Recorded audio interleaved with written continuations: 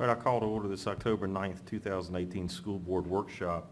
Ms. Wilson, if you'll let the minutes reflect that all members of the school board are present this evening, along with our student liaison and Dr. Jones.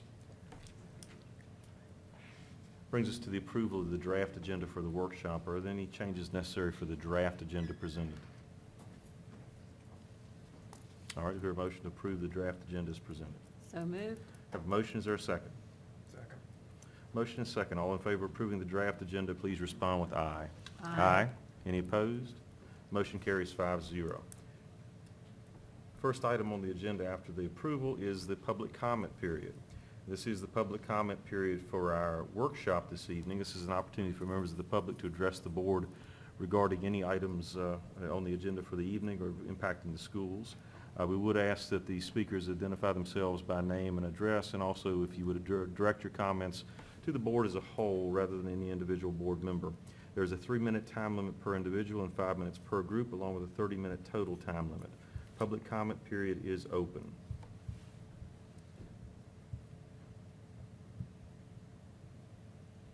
Public comment period during the school board workshop on October 9th, 2018 is open.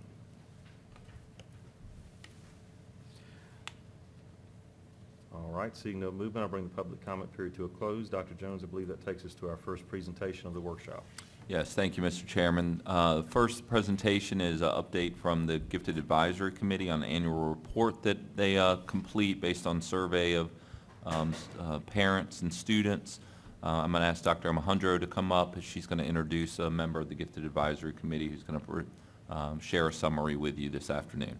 Good afternoon. We did have several members of the Gifted Advisory Committee who participated in putting together the results of the survey that we administered this spring, and Tiffany Abadanza is here today to present the results to you all.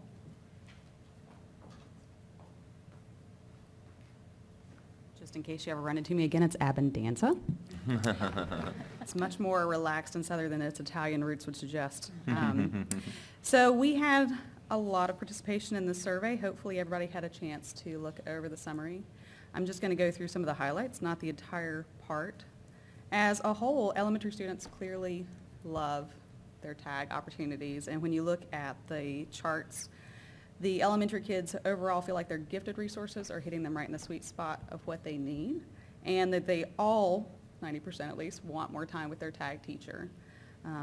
Only 34% feel like their regular classrooms are meeting them at their challenge level. So there's an opportunity for thought for increasing the amount of time that elementary students get with their tag resources. In the general themes within the survey, there were open comments, which are really fun in elementary kids because they just kind of put anything.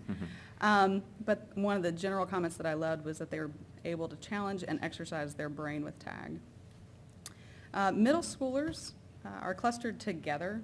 Also, I should note that elementary students get a single period each day with their class, their tag class. With middle schoolers, they're grouped together in their class structure, and they get one class period each week with their tag resource. Still, overall, they feel like their gifted resources are hitting them with just the right level of challenge, but they are split roughly into thirds about the tag resource being enough, just right, or too much. Since their classes are broken up into math and English in their challenge area, they do seem to be hitting within their topic areas the right challenge level. Within their comments, they had a variety of themes, but some consistency of the theme was wanting more choice and variety in their tag resources. They have some dominant activities, which there were a lot of comments from students both supporting and discouraging the two large activities that they're focused on. But it wasn't strongly one way or the other. It's a typical class response of, I really like that, or I don't really like that at all. But still, they do express the interest in having more challenge and more variety with their choices. In high school, students are not directly in a tag program. They can self-select because of all the advanced options. So with their 84% of things hitting them just in the right spot, they're already selecting their challenge level and finding where they need to be.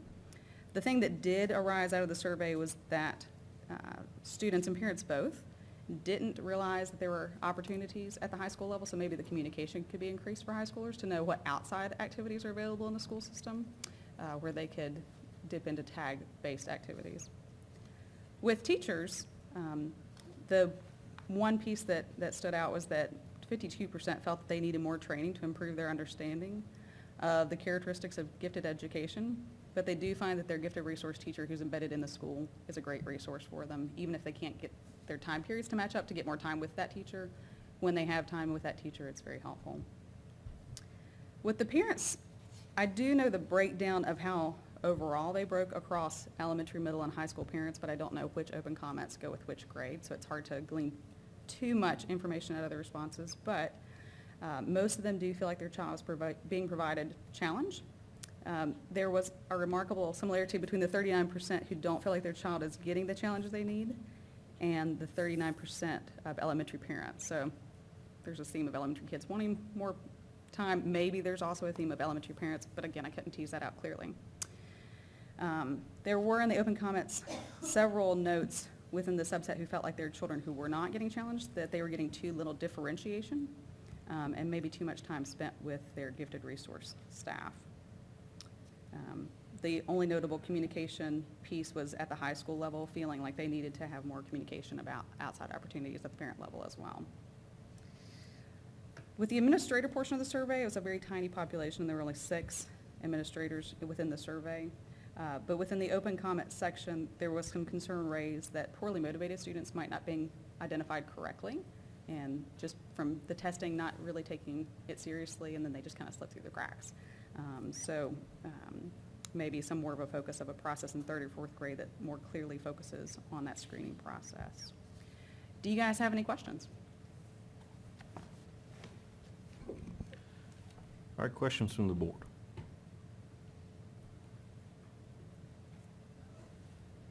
You go ahead. Mr. Cole?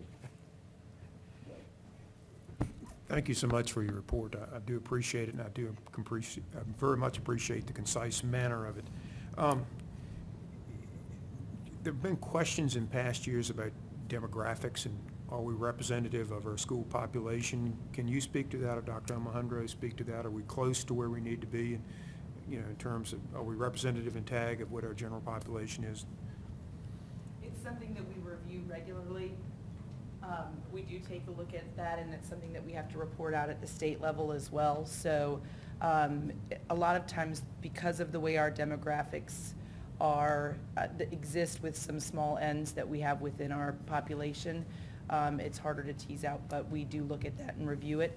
We also have a component within the gifted plan that specifically addresses underrepresented groups, so it's something that we make a focus. I know that we did make a focus last year in looking at some of our underrepresented groups during the identification process to make sure that we are meeting the needs of all of our students.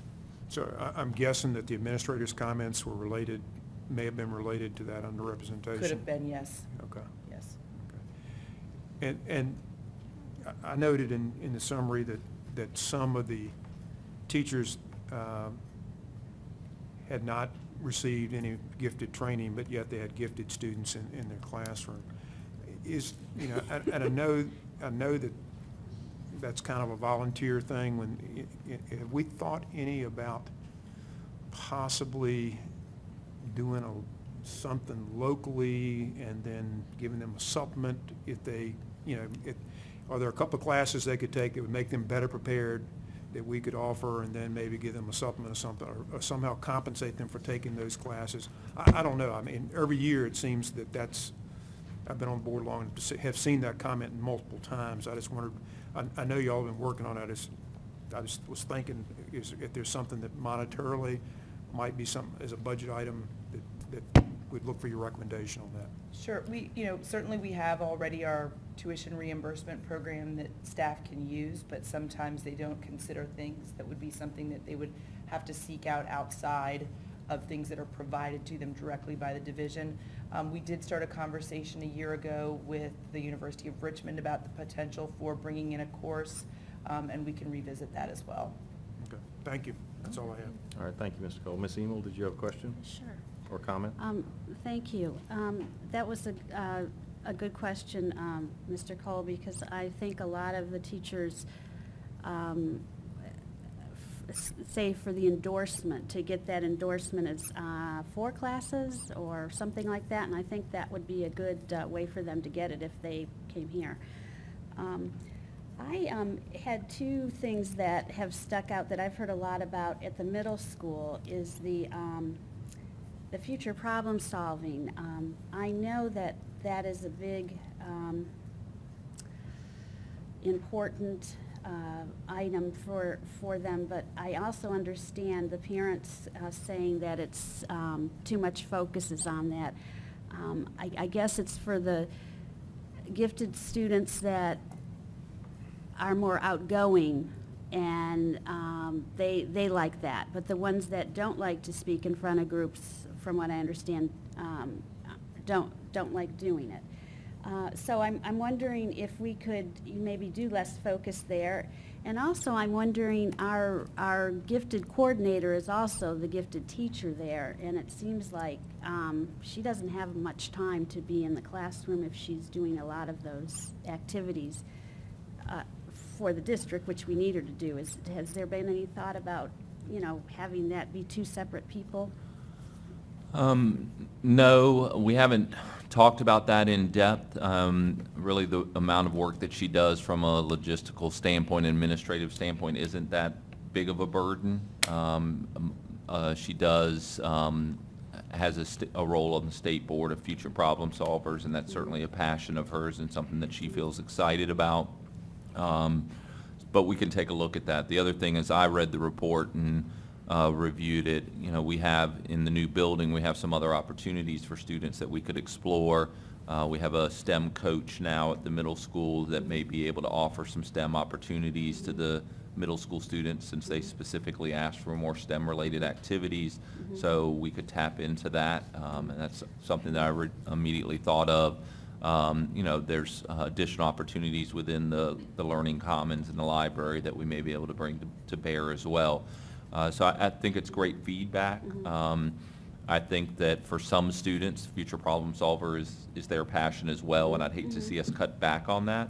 But I think there's some additional ways we could support students and provide some more choice for them at the middle school level if that's not their thing. Yeah, exactly, so that they do have something more to pick if they're not.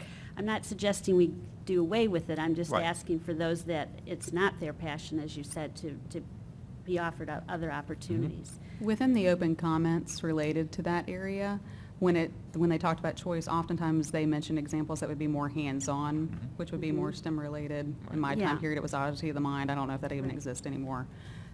But more of an immersed hands-on, not a, Worksheet kind of thing. I understand there's a lot of worksheet type stuff, and they feel like it's more busy work rather than a project. I think more of the project hands-on things would help clear that up.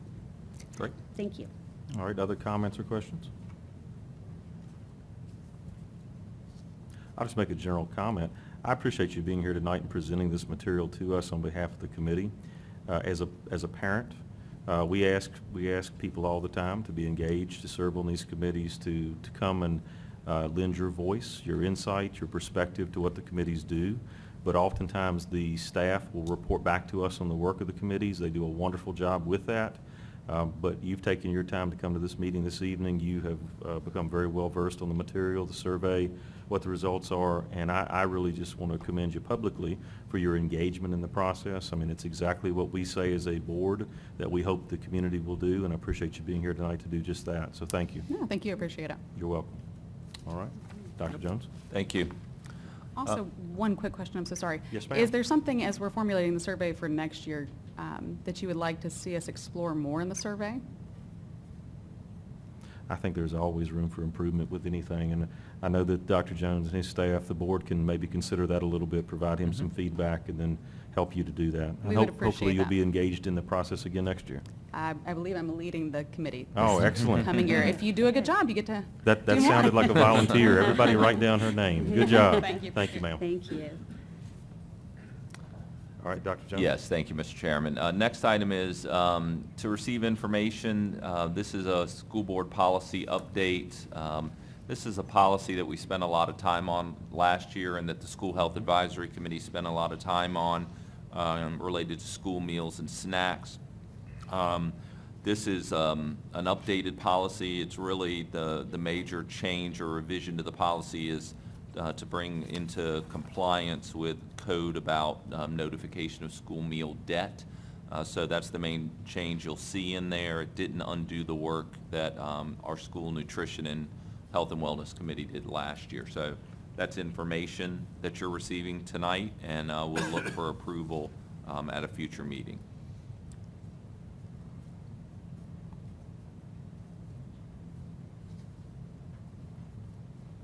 All right, questions Happy for to- Dr. Jones on that? Mm-hmm.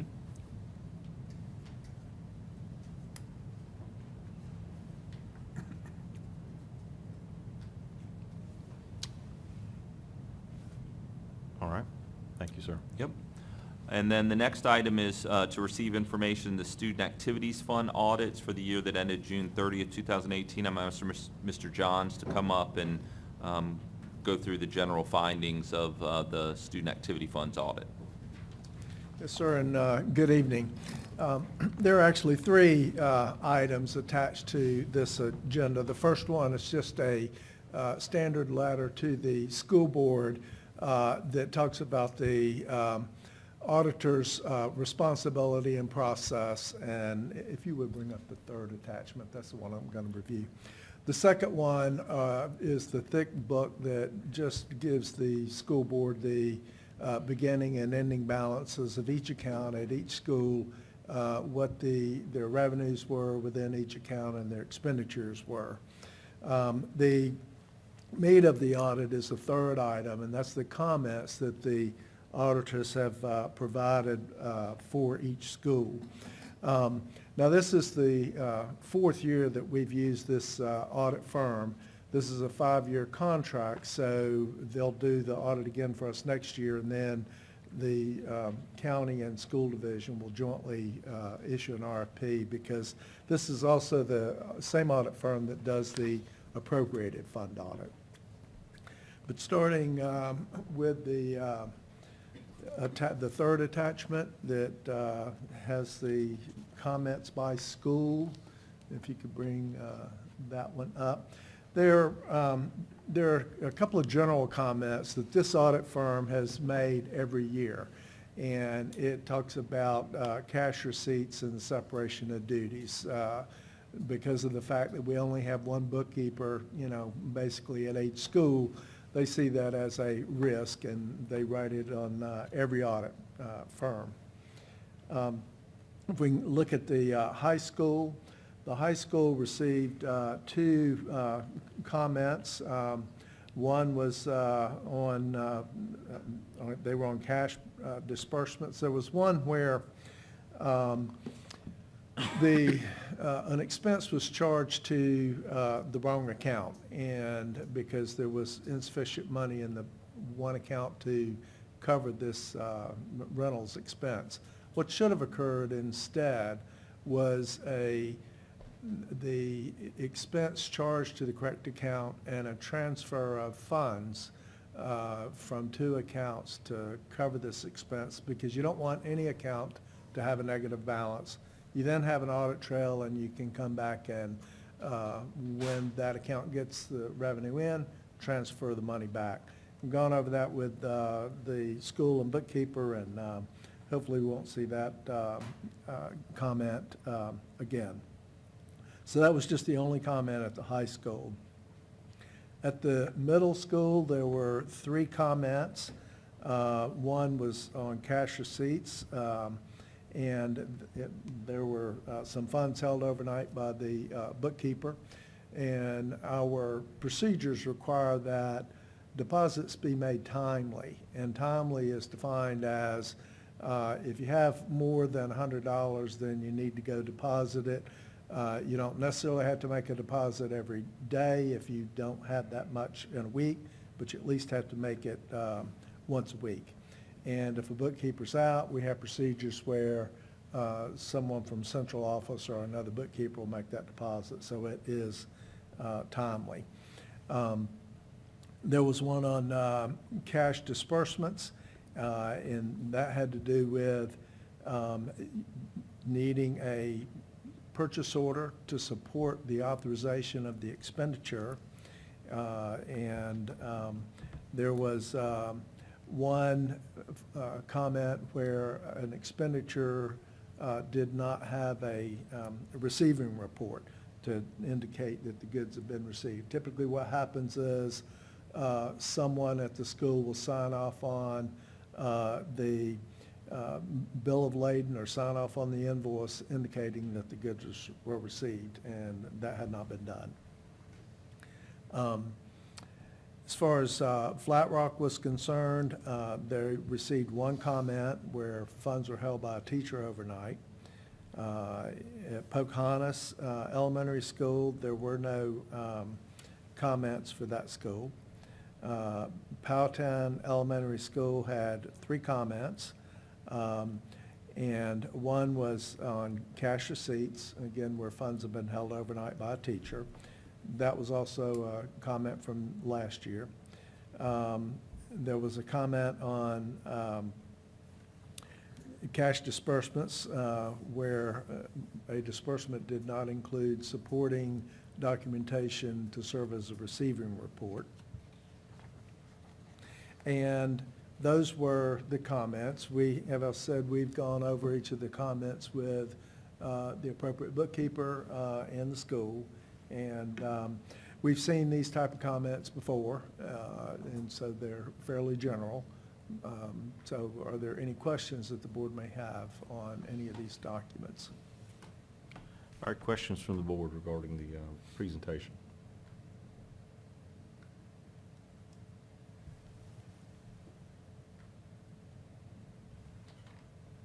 No questions or comments? My only comment would be there's a lot of money going through that activity fund at the high school. And I know it's something that you stay on top of, but it does, you know, and their comment about having more people work with that is one that that I think we know about, and certainly as we get the opportunity to add some staff, I'd support having somebody else work with that. I know they're doing some additional things now, but still, that's a lot of cash that goes through there. Well, and we did a couple of years ago to go to a cloud-based system so that principals have access to reports and all that kind of stuff, and we do at central office. So there is more oversight than we did have in the past. It's a great audit report considering the amount of Yeah. payments The that each volume. one of those bookkeepers and teachers take. It's an amazingly good audit report, so I commend people on doing a good job with the money that they're entrusted with. Thank you. One of the, I'm sorry, Ms. Ayers, go ahead. I just was wondering, like, I mean, I know that Mr. Cole, obviously there are a lot of disbursements and things, but they typically in here seem to indicate that they do 12 or 18 or, you know, they do a small Sample. percentage. Excuse me? It's a small sample. Yes, a small sample, and yet, you know, some of these errors are found pretty consistently, I think. So what, is there a percentage that like 18 would be, or is there, it's different for every account of the total of how many? It's different for every account. Obviously, at the high school, there's a tremendous amount of activity, a lot Okay. of activity. Elementary schools, not near as much, and middle school, you know, a little bit more.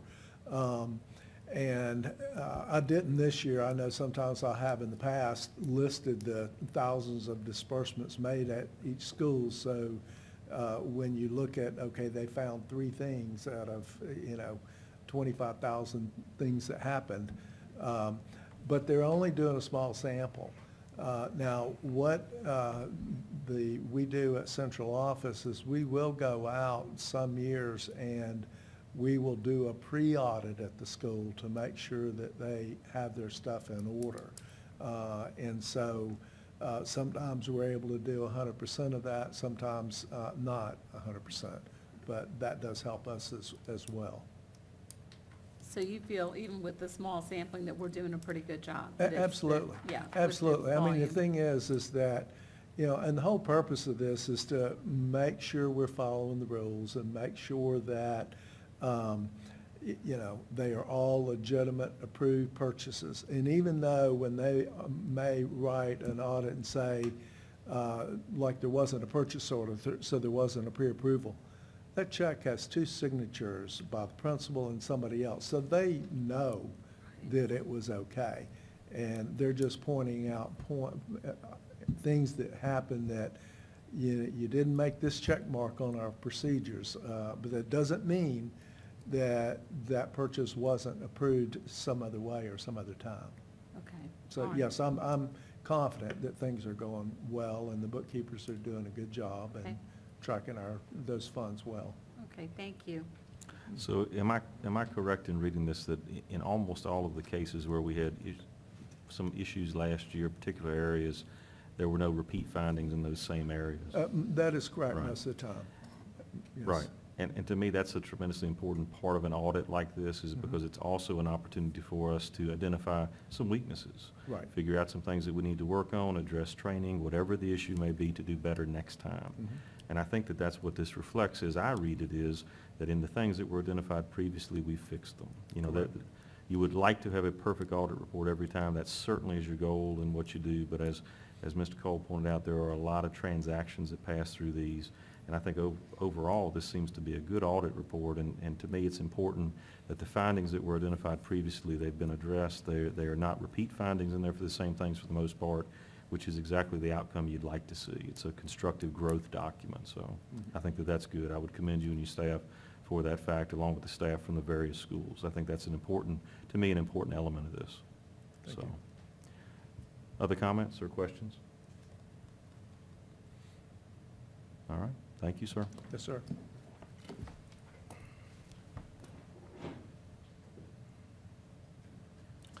All right, next item on our agenda is closed session. Could I ask one of you perhaps to read our certification statement and take us into closed session? Mr. Kunkel, would you mind doing that, sir? Yes, Mr. Chairman, make a motion we enter into closed session pursuant to Code 2.23711A1 to discuss the employment, resignation, and leave of specific employees, codes 2.23711A1. All right, Mr. Kunkel's recommendation is in the form of a motion. Is there a second? Second? We have a motion and a second to enter into closed session. All in favor, please respond with aye. Aye. Any opposed? Motion carries 5-0. We are in closed session.